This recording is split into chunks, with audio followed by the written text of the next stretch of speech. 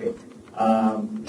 Going back to the confidential funds, that was also about confidential funds, but the names are being verified by the Philippine Statistics Authority. I know you said that you can't explain because they're confidential in nature, but maybe just a yes or no, because other names have cropped up. Aside from Mary Grace Piablos, we have Chippy McDonald, Fernando Tempora, Carlos Oishi, Raimonda Nova. These were mentioned in a column at the Philippine Star, and Joel Chua, Congressman Joel Chua was quoted. Are yes or no, are these code names? Nakalimutan ko yung sagot ko. Sandali. I cannot explain confidential funds because it will entail explaining intelligence operations. And there is a law that prohibits officials who gathered information because of their office to divulge it in public. So it's the Anti-Graft and Corrupt Practices Act. There is a specific provision of law. You cannot divulge confidential information that you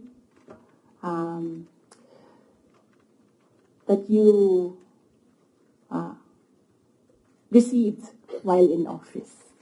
So you won't even say these are No, that because that will add to cases that may be filed against me.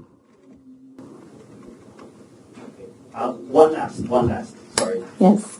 Why the choice of a letter submitted to the NBI instead of an affidavit? Wait, hold on. I can answer. I can give you a very short answer with regard to ARs. I had nothing to do with the preparation of ARs. It went down to the grassroots level. So I had nothing to do with preparations of ARs. I was up here in the structure and money went down for information.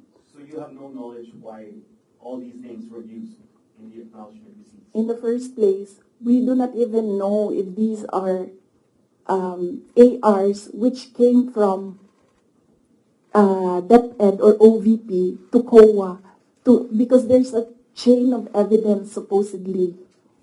In law, there's a chain of evidence, handling of evidence. So right now, nobody can really answer that because nobody knows if these ARs are true.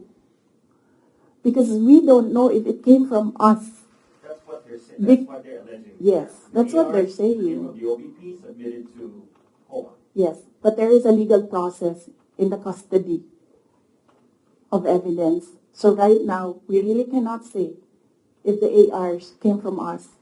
Because the ARs that are with us has not been checked with the ARs that are with them. You're denying that the ARs... No, I'm just saying that we do not even know if the ARs with us are the ARs that are with them. Because the ARs from the field, going to the office, going to COA, that's not how you do legal work. It's not how you do legal work. There's a very stringent process in evidence. That is why even if there is no law prohibiting a person from divulging confidential information, person cannot answer that because we do not know if that paper that they're holding was the paper that came from the OVP and DepEd.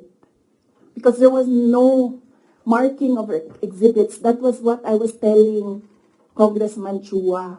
You cannot ask the OVP personnel to say yes or no to an exhibit that was not marked as real and true, as correct, and as a faithful reproduction of the evidence of the office. So would your offices then be willing to certify? No, because there is no question about that from the Commission on Audit. It's only a congressman saying that this paper and asking, what is this paper about? There is no case. And that is to ask that about the paper is the sole jurisdiction of the Commission on Audit. So then if the Commission on Audit asks, That is what I was saying. We have been fully cooperative with the Commission on Audit. Everything that they asked for, we submitted. That is why there was a partial disallowance only. And even then, we are not yet finished with the process because we can still submit documents that are required by the Commission on Audit. That is the problem right now, as I said.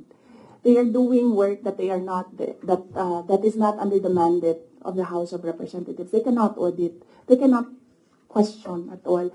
They cannot make me answer and say that we represent the taxpayers and you have to answer. No, I will only answer to the Commission on Audit because that is the body who can ask us questions about the fund use. next question, that will be to agency, right? Catherine, ma'am, on the issue of your budget not being reinstated or restored, your reaction first on the decision of the bicameral conference committee? Well, we do not expect anything about the budget of the Office of the Vice President anymore. As I said,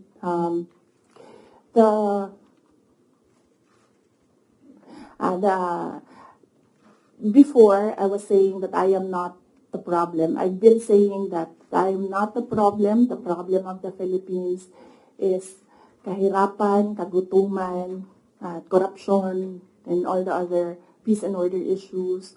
But it is clear right now that they consider me as the problem already. So I will not help them solve the problem.